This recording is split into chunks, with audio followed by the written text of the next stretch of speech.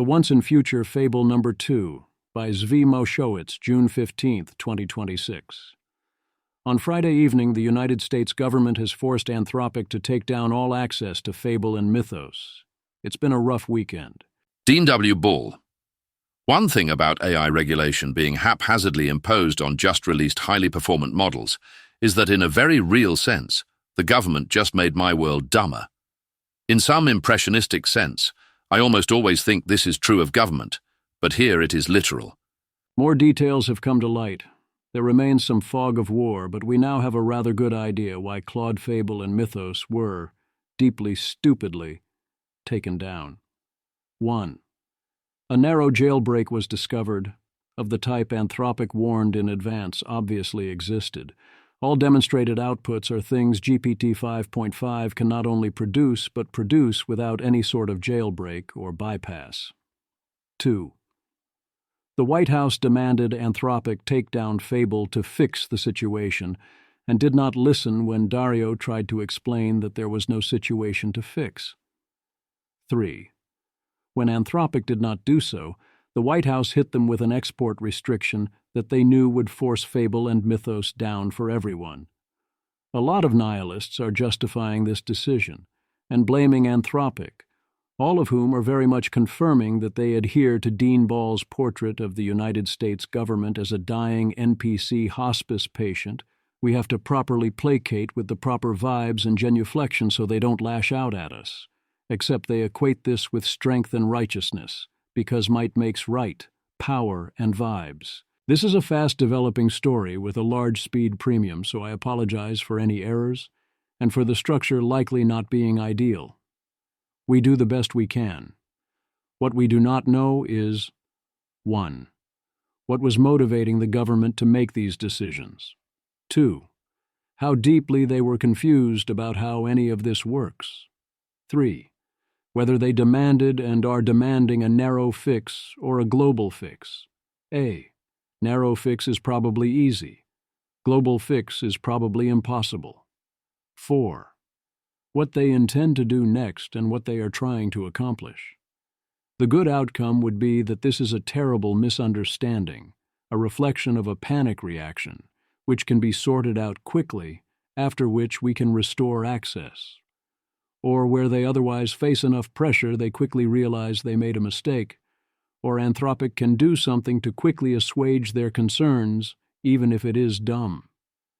There will still be a terrible precedent set, which comes with a lot of permanent damage to trust in American AI, to our business climate, to our ability to employ vital foreign AI talent, to America's relationships to its allies, to the progress of Project Glasswing and our cybersecurity, and to the rule of law.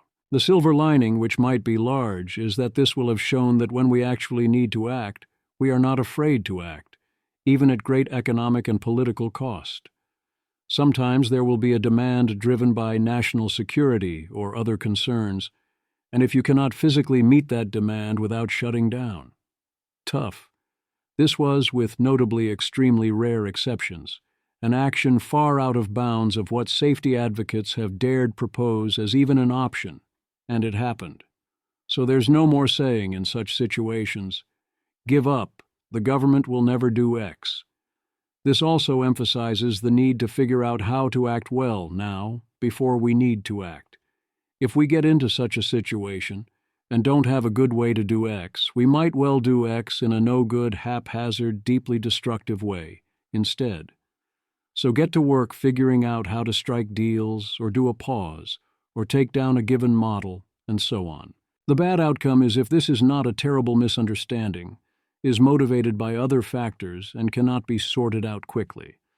The government might actually be rapidly escalating towards a forcible takeover of America's leading AI labs by a would-be authoritarian unitary executive that thinks you should never talk back to it, and when it says jump or asks for stock or anything else, everyone should ask how high, or else.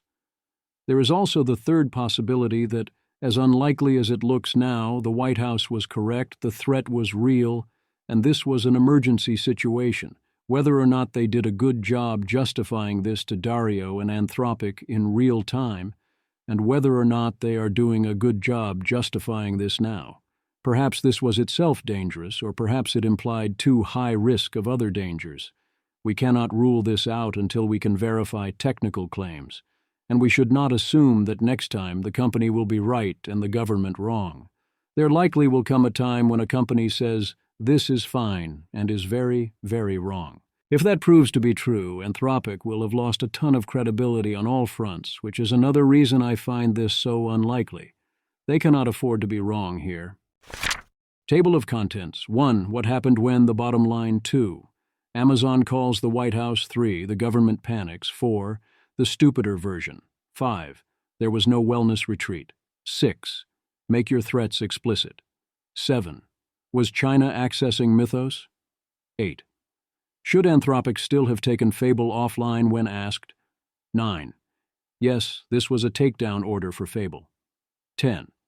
We are not saying the DoW fight is related and yet. 11. The Nihilists. 12. Mostly harmless. 13. Everyone means everyone. 14. This could be the good scenario and mostly a misunderstanding. 15. The next step. 16. The worst licensing regime is fully ad hoc. 17. We are showing we are unreliable partners. What happened when? The bottom line. The government's own account is that Anthropic's lack of seriousness around responding led to the government imposing export controls. If we believe Axios and Politico, the lack of seriousness was when Anthropic, 1. Did not rush to take down Fable and act super deferential and serious. 2. In response to a jailbreak that did not do anything GPT 5.5 cannot do. 3. With no details provided. 4. And instead asked for details of the incident. 5. Within 90 minutes on Friday afternoon.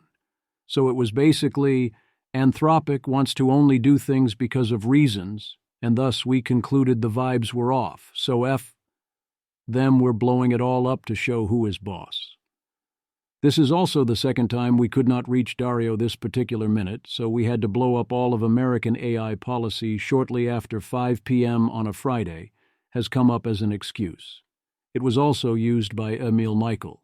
This time the claim is that he was at a wellness retreat, which Anthropic categorically denies, and which Ashley Vance, who was there, categorically denies. Anthropic says it made Dario available 75 minutes after he was requested, and that other senior Anthropic people were made available during that time. I believe them. The White House waited far longer than 75 minutes. Indeed, they waited overnight, after they were contacted by Amazon, to start attempting to contact Dario. Amazon calls the White House. Details continue to come in on the events in the timeline. First, Axios. Maria Curie, Axios. Behind the scenes, Amazon called administration officials Thursday night to share a report showing how they were able to jailbreak and access portions of Anthropic's powerful new Mythos model that pose a national security threat, sources familiar told Axios. Anthropic had previously notified the government multiple times about the planned June 9th release of Fable, which is a general-use version of Mythos, and the government did not object, a source close to the company said. But calls from Amazon, as well as at least 5 other companies to a variety of senior administration officials Thursday evening and Friday morning, led to the model being shut down by Friday night. Amazon is confirmed as the central call, among others, that caused the White House to start taking actions that led to them taking down Fable. As I discussed last time, Anthropic's release announcement included clear warnings that jailbreaks on the level of what Amazon did were possible. I have no doubt they extensively briefed the administration on such details. Does anyone remember this graph from the Fable 5 release announcement? Image. In an internal automated red teaming evaluation of offensive cyber task completion, attack success rates fell from 83.2% for Claude Opus 4.6 to 72.7% for Claude Opus 4.7, 56.6% for Claude Opus 4.8, and 5.4% for Claude Fable 5. The evaluation used 128 mostly simple tasks across up to 400 turns, with restarting and rewinding when blocked. I do not understand why Amazon's CEO called the White House over this. There is a key piece of information there that we do not know. The government panics. Anthropic was then given less than 24 hours from the initial call by Amazon, and no details of anything actually concerning happening, after which it was hit by a classic Friday after 5 p.m. order. For most of those less than 24 hours, the government had not yet attempted to contact Anthropic about this. We have a source in the White House confirming, even if we fully buy their story, that they decided to risk blowing up all of American AI because they did not like the vibes they got in 90 minutes over a series of phone calls. Sophia C. and Cheyenne Hazlitt.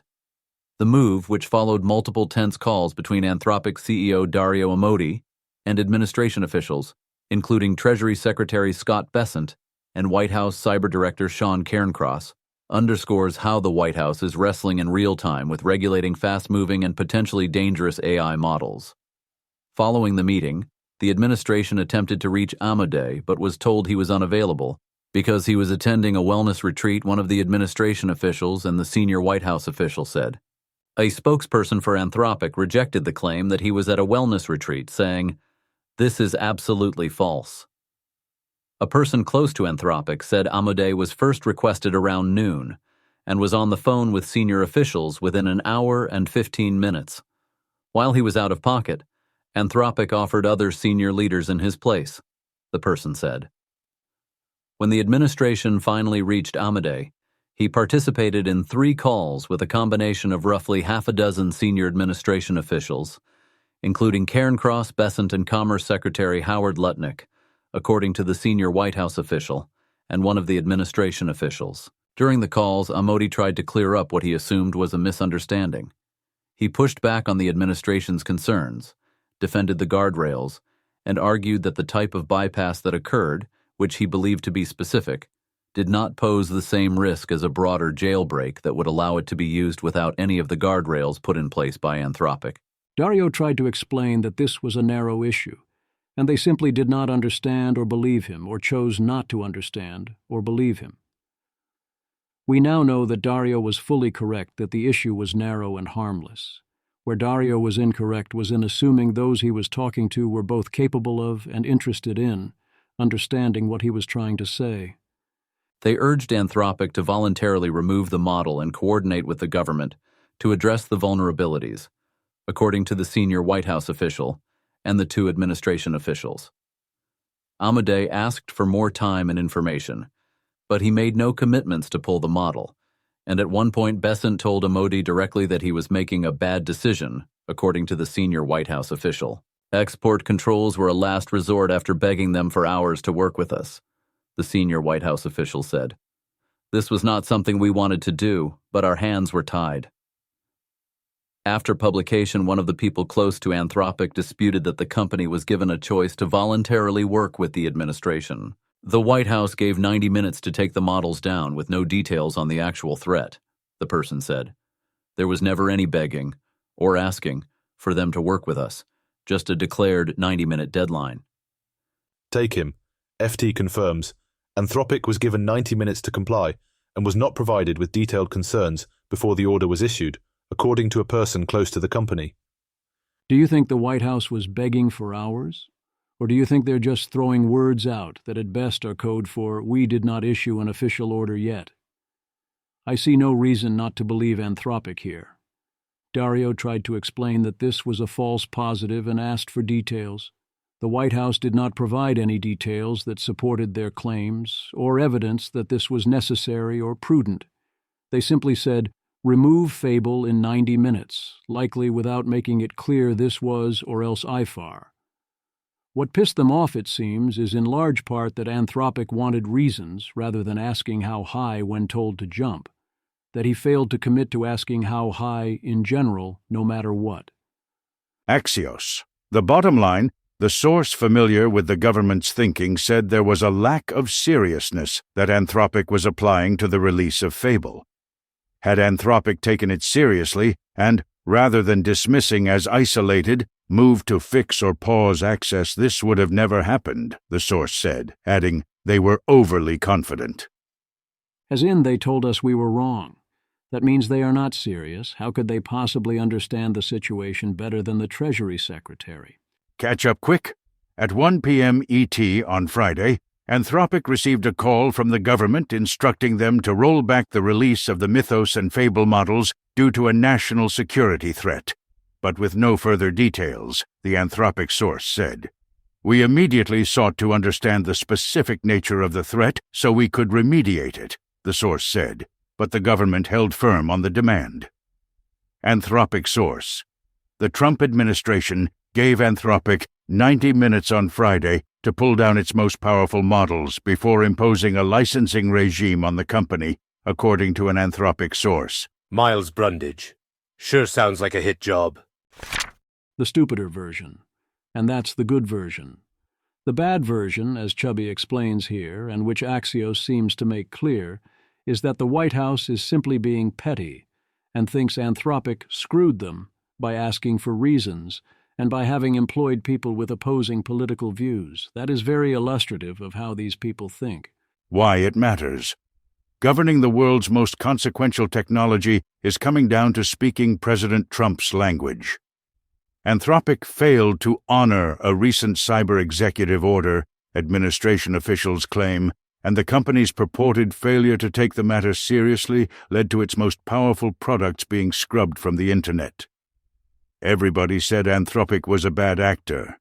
Some of us said it was time to give them a chance. Now those people are questioning that. They screwed us, an administration official said, behind the scenes. Anthropic has not done a great job at trying to speak to the administration and appreciate the ideological differences. One source familiar with the administration's thinking said.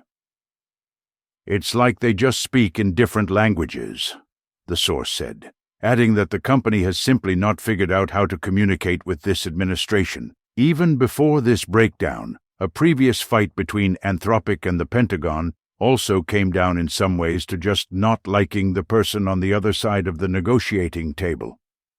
A White House official told Axios that the Pentagon fight is completely unrelated, but Anthropic's inability to communicate effectively showed up in a similar, unhelpful way.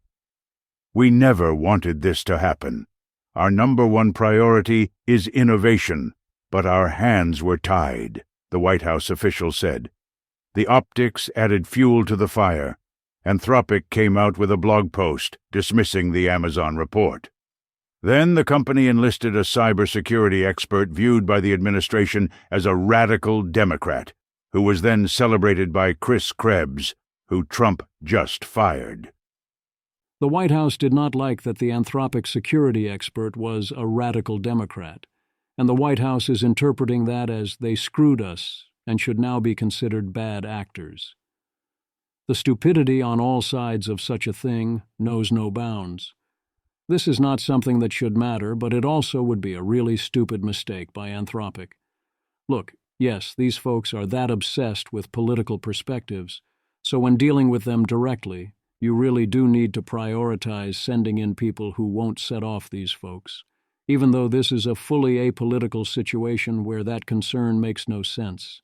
So it's kind of on everyone. There was no wellness retreat. Ashley Vance. Anthropic has pushed AI forward dramatically over the past 2 years. It's currently the crown jewel of U.S. AI tech. The feds don't like Dario Amodei because he won't do all their bidding. And so, we've now entering the Soviet-style propaganda portion of the program, with the White House feeding every reporter it can find, with laughable claims, like Dario is unreachable at a wellness retreat. Come on. I'd hoped the U.S. would not be self-defeating on AI, since it's kinda one of the last hopes the U.S. has versus China. But here we are, already. None of this was some weeks long back and forth. I was at Anthropic's HQ on Friday reporting when this all unfolded.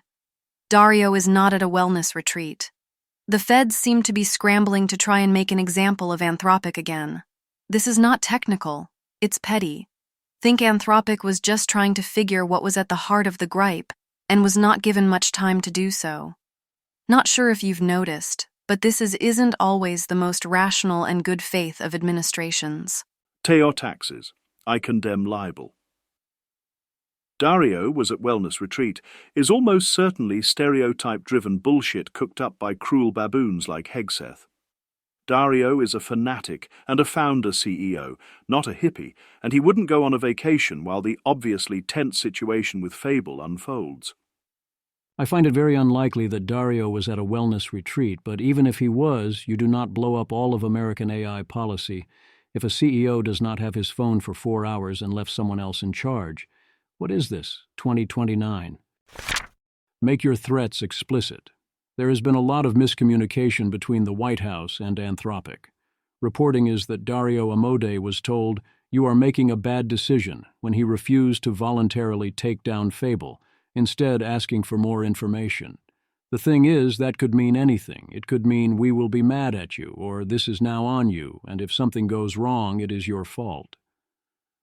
Could all of this have been avoided if instead of maintaining deniability, Dario had been told explicitly, "Fable is going offline today. If you do not agree this minute to do this voluntarily, we will hit you with an export control and you'll be totally Ed? I don't know. But my guess is yes. I did notice that the option had previously been put on the table. Here's Axios.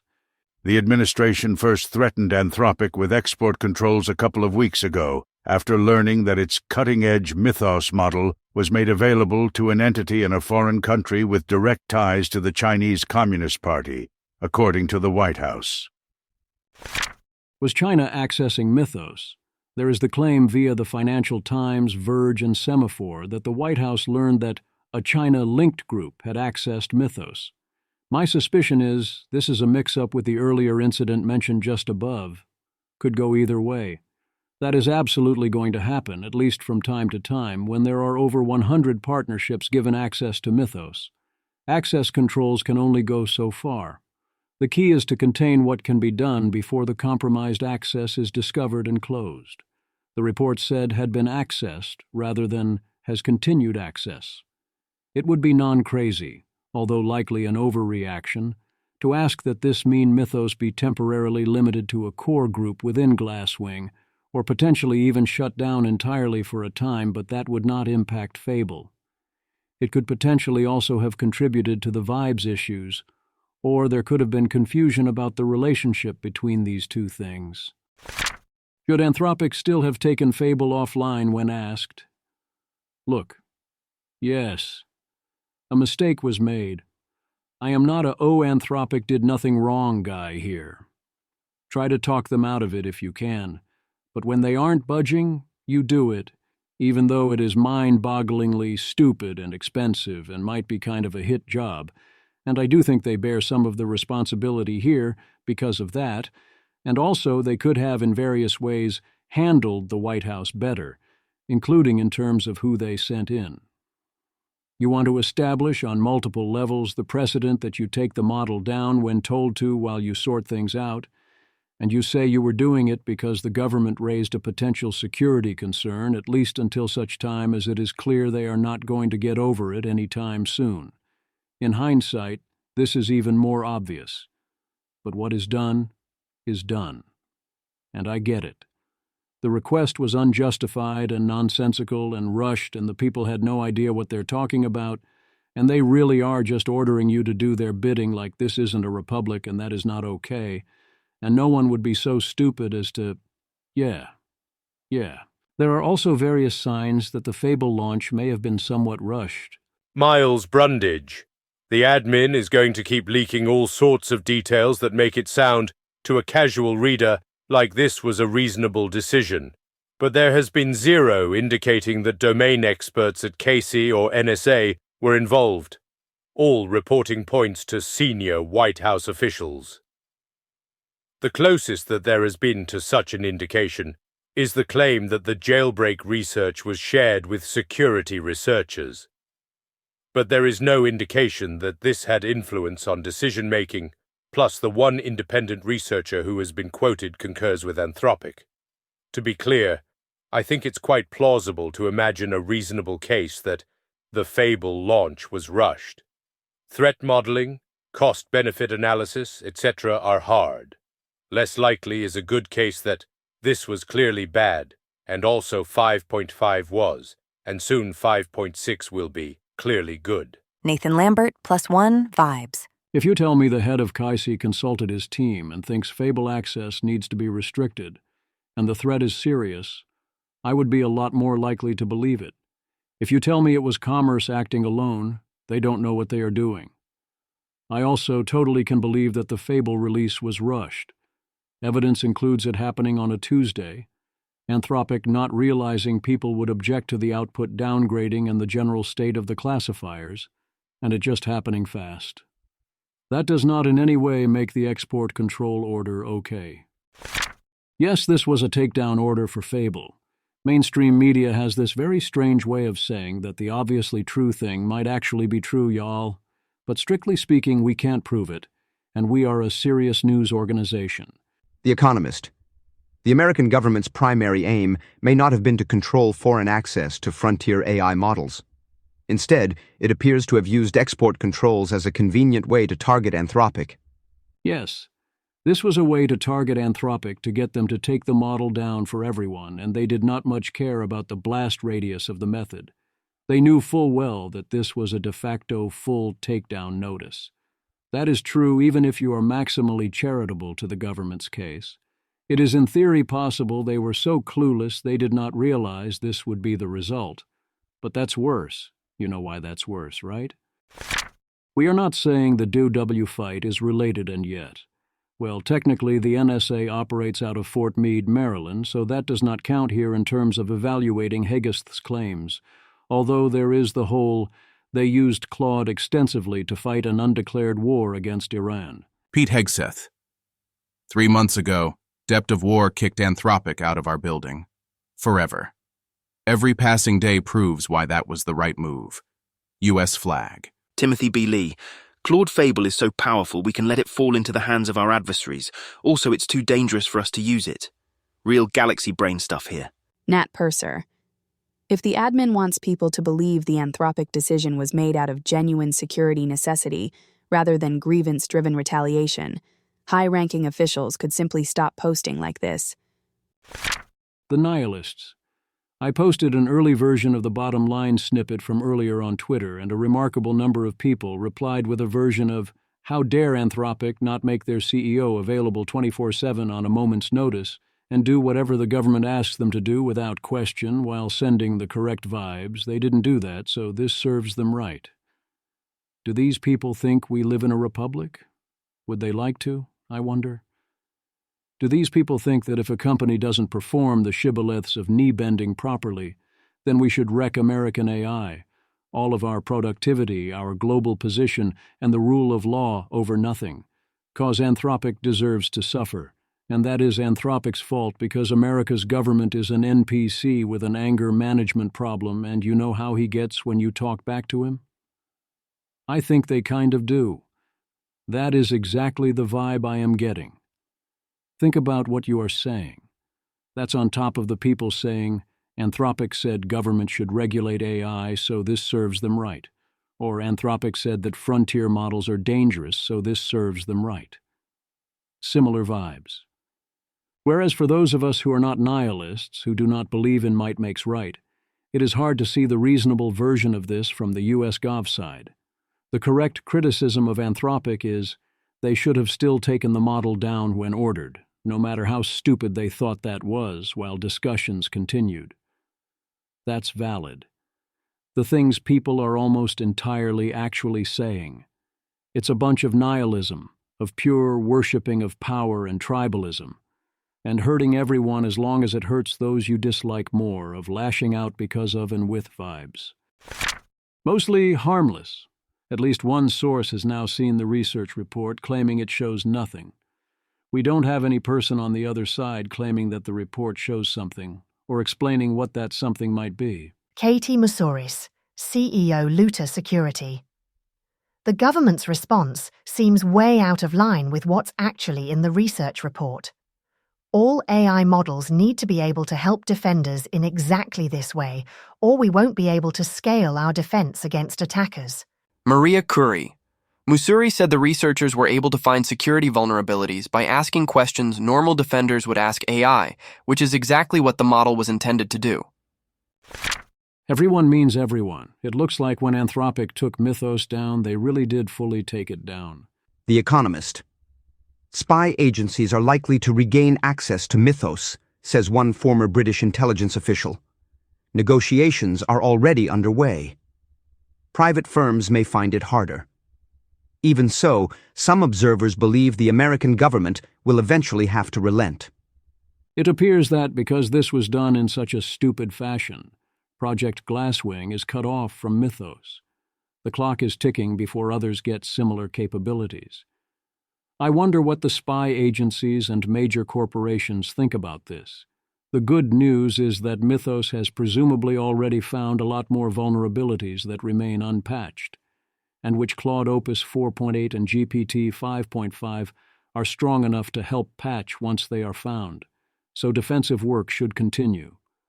Cyber leaders, according to Axios, are being clear that this move net harms our cybersecurity, because given who has access, in what ways it helps defenders more than attackers. There is now an open letter to this effect, urging the government to restore access to Fable. Kevin Frazier, via Axios. Prominent cybersecurity leaders, including CISOs, security researchers, and executives at Adobe, Zoom, and Sophos, are urging the Trump administration to reverse restrictions on Anthropic's most advanced AI models, arguing the move hurts cyber defenders more than attackers. From the letter, calling this a pure unforced error that does nothing but net damage. It is our understanding that underlying model capabilities in the original research that triggered this action were focused on determining whether a human-prompted section of code was insecure. This is a necessary capability in any model that is intended to write secure code and should not be considered an offensive capability. Can be replicated on GPT 5.5, Opus, Sonnet, and even Chinese models like Kimi 2.7. The justification for this unprecedented action was that Fable provides a unique uplift of capabilities beyond other AI models, but AI has been finding bugs and generating working exploits at superhuman levels since last year. Anthropic is addressing the research. As security professionals, we recognize that our work does not lead to a simple end state where a system is fully safe, and the purpose of research like this is to enable continuous improvement, not to ban the technology. As a result, this action has taken the best models away from defenders, created market uncertainty, and risked America's AI leadership without any real risk to justify it. This could be the good scenario and mostly a misunderstanding. The action was definitely vibe governing. The decision was some combination of "this seems vaguely spooky" and F, Anthropic, not "we have a policy and a threshold." It could still be well-intentioned. Nathan Lambert. The Dario faction and the Sachs faction speak very different languages, and a Dario clarification could sound like a refusal. This puts us very squarely in vibe governance. Models are released when the Gov thinks it's okay, and it is unlikely this is based on technical evals. My presumption is that what happened was pretty straightforward. Someone said, "Hey, there is a jailbreak, fix it," and Dario said, "This is harmless, there is nothing to fix." The question remains, was the request, "Fix this particular jailbreak," or "Fix all jailbreaks, PLST case"? The above is the charitable interpretation. There is also the uncharitable one. Ben Smith. Extent to which White House allies are signaling that this is a culture war issue, not a technical one, is striking. Matthew Iglesias. I would say they're not even signaling that it's a culture war issue. They're signaling that it's a pay us money or else shakedown issue. There's no content at all to this. It's just gangster politics. Taylor Butowich. I'm told Anthropic is perplexed by the situation they are facing, so they've turned to K8EM0 to do their on-the-record rapid response. These people really just don't get it. Or simply, Miles Brundage. Well, actually, Dario seems smug, so abusing government authorities is fine. Some of y'all, basically. CODIS to Martin Casado for speaking out against what happened, and maybe even being convinced by argument to move from his initial position of It's a cyber weapon, so any jailbreak is unacceptable, even if he did end up blocking that guy. I will fully allow some amount of Anthropic's rhetoric did not make this easier, if it is coupled with "and bad decisions are still bad," rather than "so F. Anthropic even if we all lose." The next step. Anthropic is flying various senior technical staff to Washington who are spending today trying to sort this all out, which is absolutely what you do in this situation. We will soon learn how that goes. Many next steps are possible. The worst licensing regime is fully ad hoc. We now have more or less the worst possible licensing regime. It is fully ad hoc, vibes-based, and based on the whims of people who do not understand how AI works, and who we have no reason to assume are acting in good faith. Dean W. Ball, make no mistake.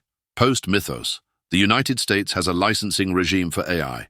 It's just informal, with no consistent rules or firm boundaries on state power or public transparency. Cobalt mining in the Congo is vastly more institutionalized than frontier AI licensing in the US. If you avoid all formal regulations and laws, and this results in regulation and law via executive fiat, that's worse. You know that that's worse, right? Neil Chilson and Adam Thierer, who actually have principles, do indeed realize that is worse and say so. Neil Chilson and Adam Thierer, this is not good. A leading US AI company was forced to take down a product that millions were using based on non-public, unexplained concerns of a few government officials. This isn't the red tape risk of the FDA. It's more like the FDA demanding, out of the blue and without explanation, that everyone stop drinking milk, if milk was 50% of last year's stock market gains. But even if you disagree with Anthropic's regulatory strategy, this escalation of government intervention is nothing to celebrate. It is horrible for the broader AI ecosystem. Continued arbitrary, unexplained deployment of export control authority will make companies slow-walk new models, depriving the public of powerful new tools. Every AI model, like all software before it, will have vulnerabilities that require patching. The US government should not hang a sword of Damocles over every lab's head, with no indication when it might drop or why. This episode yet again shows why Congress must act. We need a balanced statutory framework for frontier model safety, rooted in the rule of law, with clear standards and transparent procedures. Civilian authorities must direct this process. It must not be co-opted by the military-industrial complex. America's AI leadership will diminish if our government continues the ad hoc and myopic approach to AI policy recently on display. Well said. What the White House is doing is terrible no matter your view on future AI capabilities or AI risks or the need to win the AI race. It is bad all around, except that it centralizes power within the White House via the threat of ad hoc shutdowns. Remember when Trump was worried that a proposed executive order would harm American AI too much, so he did not sign it? This is so much worse for that, while also having many other problems. Mark Dalton at R Street has a similar analysis, calling this the Fable fiasco. A bad idea applied badly, pointing out that ITAR and KYC are not equipped for this task, and pointing out we will face real foreign policy consequences for doing it this way. We are showing we are unreliable partners, as mentioned last time, but it bears repeating. One of those other problems is that this gives a huge kick to those who previously thought they were our allies and would be under our AI umbrella. Do not forget that the European Union still has ASML. Not only will such folks not trust the American AI stack under these conditions, they will try to build a rival one. This risks driving them into the hands of China and towards having their own chips and their own data centers under their own control, and towards use of non-American open models, even though they are much worse. Tyler Cowen. A new line has been crossed. The US government has finally declared an AI model too dangerous for unrestricted use. It's the kind of move that could cripple AI progress in the US and around the world. The events here also do not bode well for American open models. If America is willing to put export controls on not only model weights, but the model outputs, even when they are as heavily safeguarded as Fable, do you think they are not coming for your open models, with no classifiers that are not easily removed, with no safety training that cannot be undone by anyone who knows about obliteratus, that cannot be shut down once released? Think harder about the implications of what is happening. Our policy responses are going off the rails remarkably fast. So I will close with a reminder of how badly we need rule of law here, and how bad the alternative is already proving to be only weeks into the new regime. Dean W. Ball. AI policy is a really poignant example of just how deeply American civics have been hollowed out.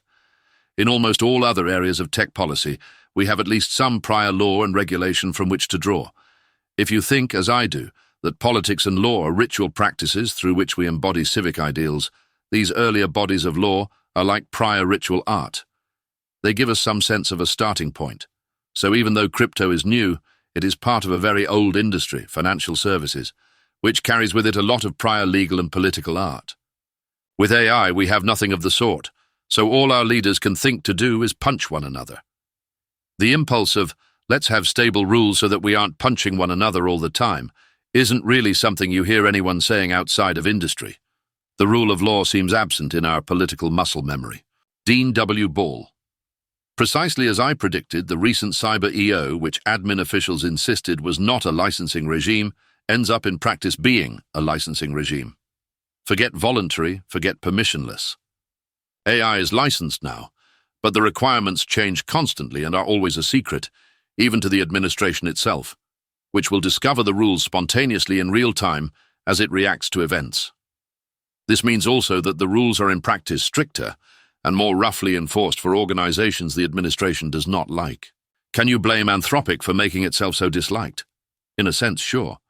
The problem is that this childish he said, she said is all we have to go on in our analysis of the situation.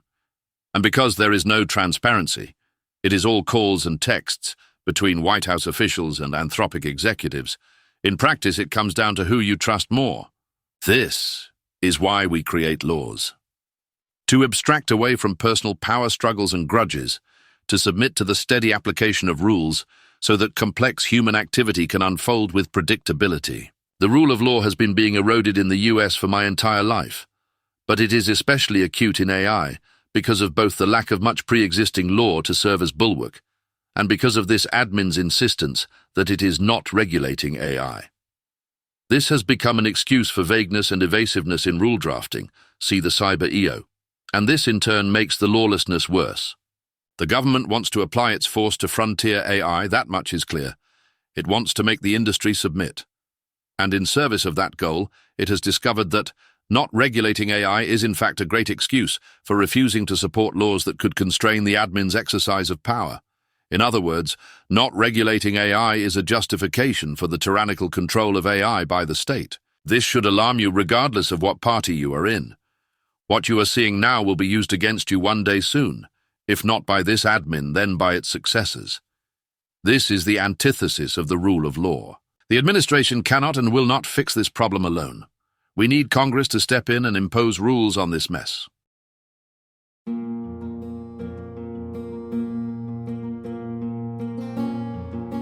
This has been an episode of the Don't Worry About the Vase podcast. If you enjoyed this podcast, please visit thezv.substack.com to support the author. If you enjoy having AI-narrated episodes, please note this is a listener-supported podcast. To receive new posts and support the cost of creation, consider becoming a subscriber at dwatvpodcast.substack.com. Thanks for listening.